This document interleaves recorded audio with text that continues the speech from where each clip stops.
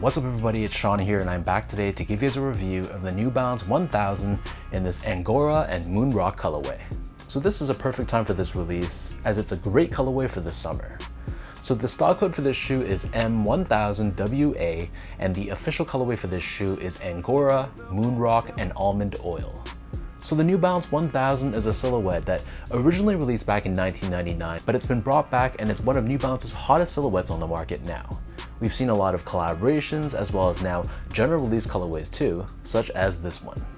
So jumping right into the details of this shoe, you'll see how the base layer of the sneaker is constructed out of a gray colored nylon.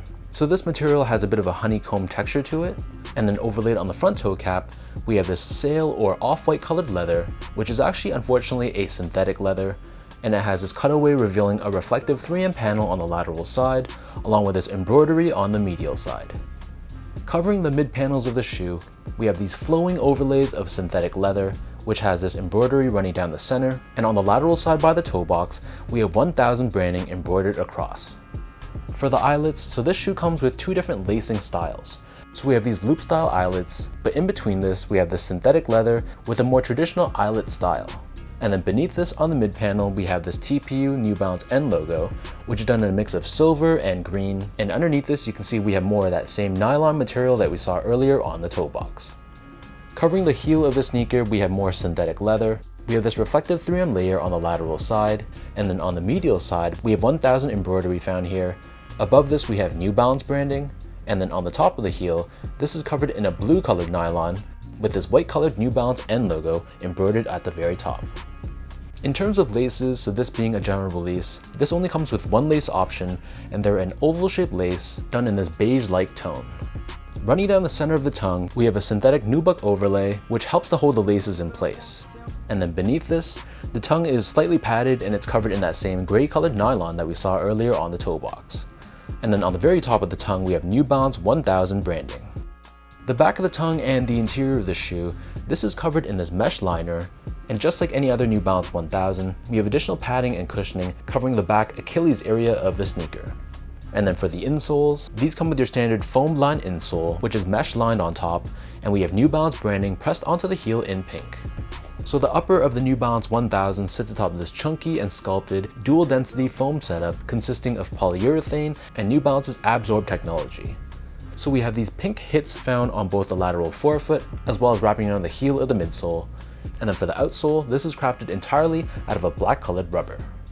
And you'll see how the forefoot and the heel are segmented, and connecting the two, we have New Balance's Stability Web technology, which is basically a TPU or plastic shank plate, which helps with torsional rigidity and mid-foot support. So that breaks down the look and the construction of this pair. And for those wondering about how these fit, to me these fit like most of my New Balance 1000s, so I find them to be a shoe that runs a little bit longer than usual. So because of that, I prefer to go a half size down. My foot measures as a true size 10, slightly on the wider side, and for the New Balance 1000, I usually go with a size 9.5.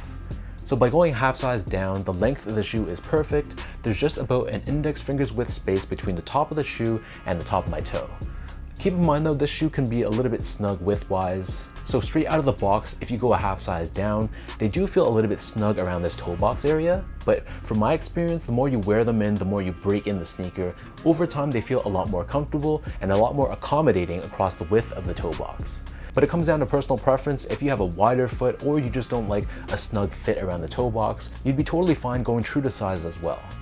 To give you guys a point of comparison, I also go a half size down to a 9.5 in other New Balance silhouettes like the New Balance 992, 993, 990 V3, V4, V5, and V6, whereas I go true to size or a size 10 in a lot of made in Asia or made in UK models like the 2002R, 1906R, 860 V2, 1500, and the 991.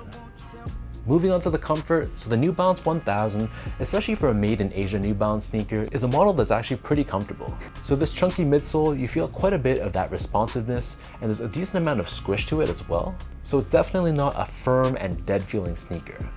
Obviously, it's not going to be as comfortable as, for example, a 993 or 990 V4 or V6. Those models I find are near the top of my list, especially for the price point you're paying is no slouch.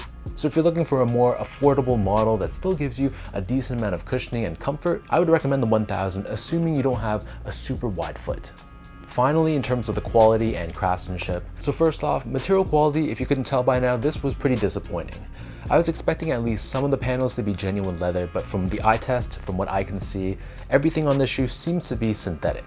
So it was a big difference when I compared this to my Aimé Leon Dore 1000 collaboration. That one actually utilizes genuine leather on some of its panels, whereas for this one, it's all just fake. So you can really tell the difference in person. So the materials on this pair were definitely not great.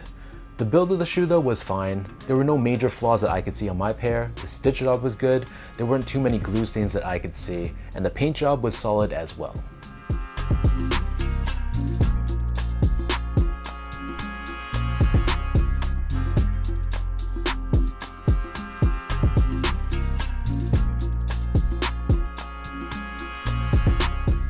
So with all that out of the way now, let's toss these on feet, I'll lace them up, and I'll show you guys how these look.